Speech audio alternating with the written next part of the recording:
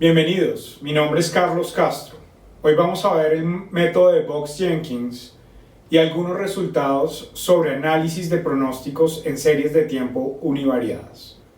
Vamos a retomar el método de Box-Jenkins como el punto de referencia de las series de tiempo clásicas para identificar cuál es el comportamiento de una serie que observamos y queremos hacer pronóstico sobre ese proceso.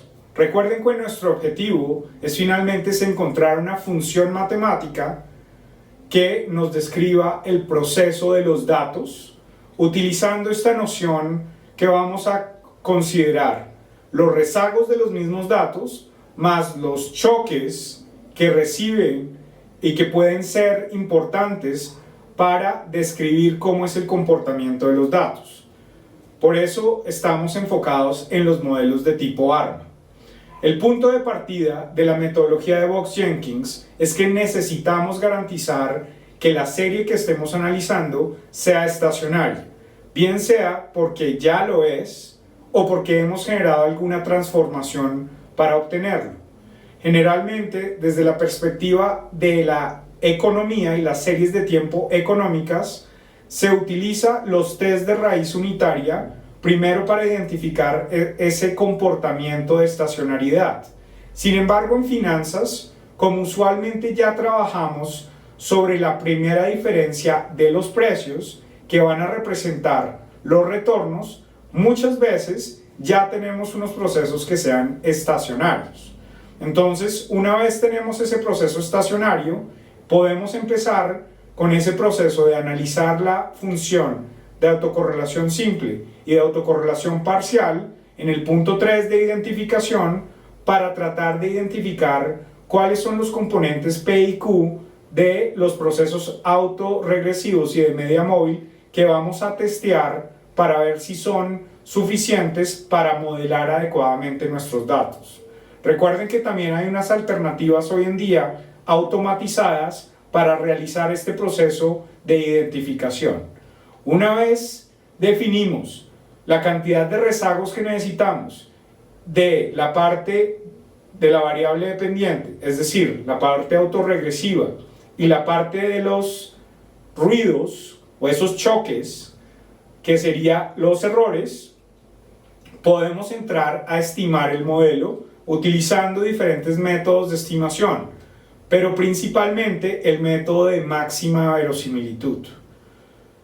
Luego de hacer la estimación, vamos a recuperar en el punto 5 los errores estimados del modelo. Y recuerden que lo que nos dice la descomposición de Wald es que si hemos recogido en la especificación del modelo adecuadamente todas las dinámicas intertemporales a partir de los rezagos de la variable dependiente o los rezagos de los choques, entonces lo que nos va a quedar van a ser algo que sea estrictamente ruido blanco. Si logramos demostrar que los residuales estimados del modelo son efectivamente ruido blanco, podemos proseguir con el punto 6 de pronóstico. Si no, no tenemos un modelo lo suficientemente adecuado y nos falta información por recoger, entonces debemos volver al punto 3.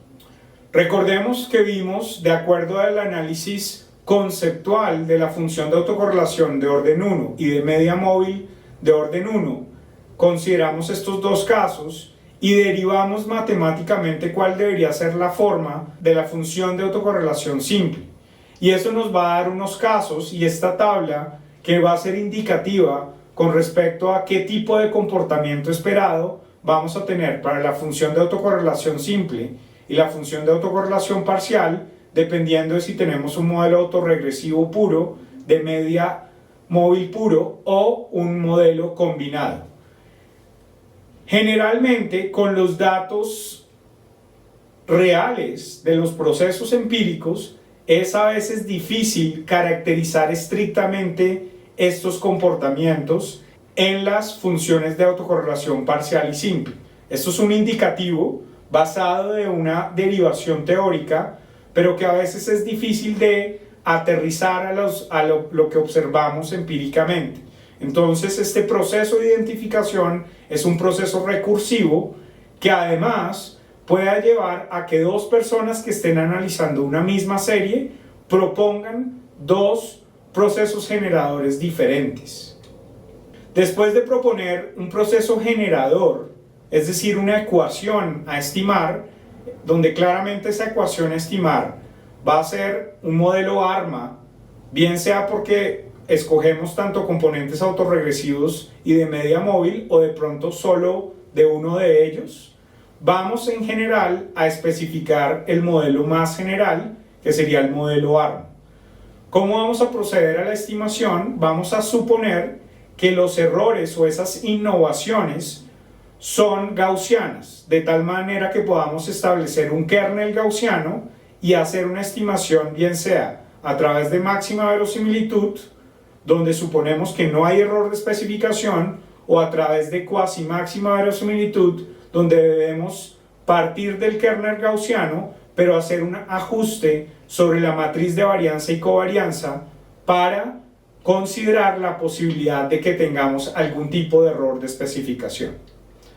Aquí tenemos el ejemplo en que podemos escribir la función de verosimilitud utilizando el kernel gaussiano, pero donde vamos a tener esta matriz sigma que va a representar la matriz de varianza y covarianza, que va a estar determinada por estos parámetros de la parte autorregresiva y de media móvil.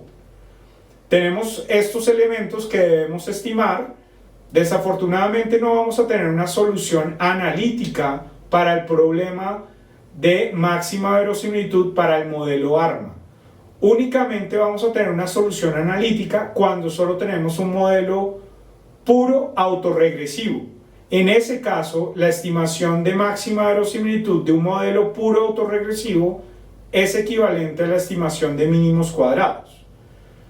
Pero en general, si tenemos un modelo que tenga componentes de media móvil, generalmente nos va a requerir una estimación de la función de máxima verosimilitud y generalmente algún método numérico para encontrar los parámetros óptimos.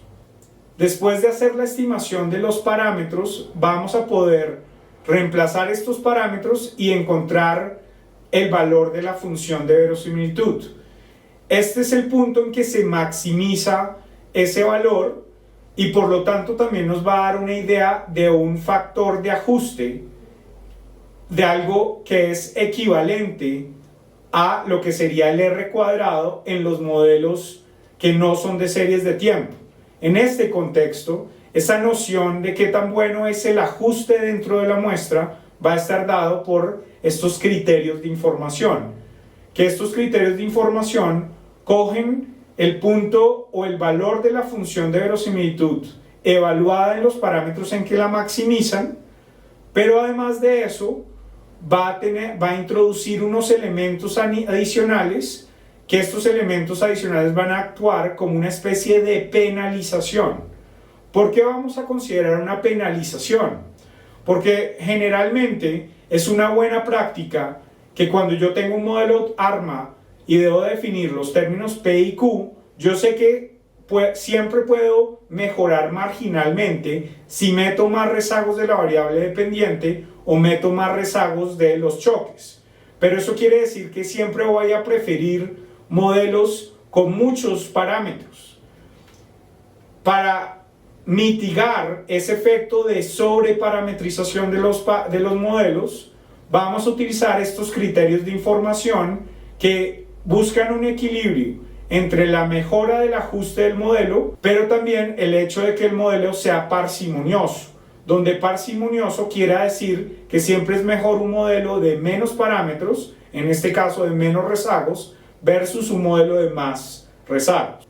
Existen diferentes criterios de información que nos van a permitir calcular un valor que va a contrastar la mejora en el ajuste determinado por el aumento en la función de verosimilitud al tener más parámetros relevantes, pero va a estar castigado por este término positivo o estos términos positivos que literalmente van a ser un conteo del número de parámetros. Por ejemplo, consideremos el primer criterio de información, el AKIK, que coge el negativo de la función de verosimilitud, evaluada en los parámetros que la maximizan, más una penalización que está considerando el conteo de los parámetros, donde tenemos en un modelo autorregresivo de media móvil P más Q más un parámetro representando la varianza del error. Entonces, aquí buscamos ese equilibrio entre mejorar el ajuste del modelo, pero a la vez reducir la cantidad de parámetros. Se tienen diferentes criterios de información donde cada criterio de información se demuestra que tiene una ventaja sobre los otros. Generalmente, en los algoritmos de automatización, la forma de escoger modelos es de buscar la minimización de los criterios de información. Recuerden que lo que nos dice la descomposición de Wald es que si la especificación que escogemos, por ejemplo para el modelo ARMA, con un rezago P y Q, es adecuada, el error resultante o el residuo debe ser ruido blanco. Entonces vamos a probar esa propiedad de ruido blanco. Y eso quiere decir que vamos a considerar que los errores son homocedásticos, en particular que el error en el momento T es ortogonal con respecto a sus respectivos rezagos. Adicionalmente podemos buscar probar ruido blanco gaussiano, que también exija demostrar que los errores son normales. Pero lo más importante va a ser demostrar ese comportamiento de ruido y la homocedasticidad. ¿Cómo vamos a hacer este test de homocedasticidad? Vamos a hacer lo que se llama el test de Portmanteau, donde vamos a buscar que bajo la hipótesis nula los datos o los errores estimados, después de haber especificado el modelo, tienen que comportarse como normales con media cero y varianza constante. Por lo tanto, si el proceso es homocedástico, vamos a ver que todos los coeficientes de autocorrelación deberían ser iguales a cero, porque no debería haber mecanismos adicionales de transmisión de información a lo largo del tiempo, siempre y cuando yo ya haya escogido la especificación adecuada. Por lo tanto, el estadístico del test va a ser la suma de los coeficientes de autocorrelación del error estimado. Si este estadístico es mayor que un valor crítico dado por la distribución, que en este caso es chi cuadrada, porque es la suma de coeficientes que son normales, entonces podemos rechazar la hipótesis nula. Pero en este caso, en realidad, lo que queremos es no rechazar la hipótesis nula, porque si no rechazamos la hipótesis nula, tenemos que el error es efectivamente ruido blanco. Por lo tanto, si es así, hemos cumplido con la condición de diagnóstico del modelo que hemos especificado. También tenemos, en realidad, lo que se llama el test Q o el de Loombox, que es una versión mejorada de este test de Portmanteau, que tiene mejor comportamiento en muestra finita.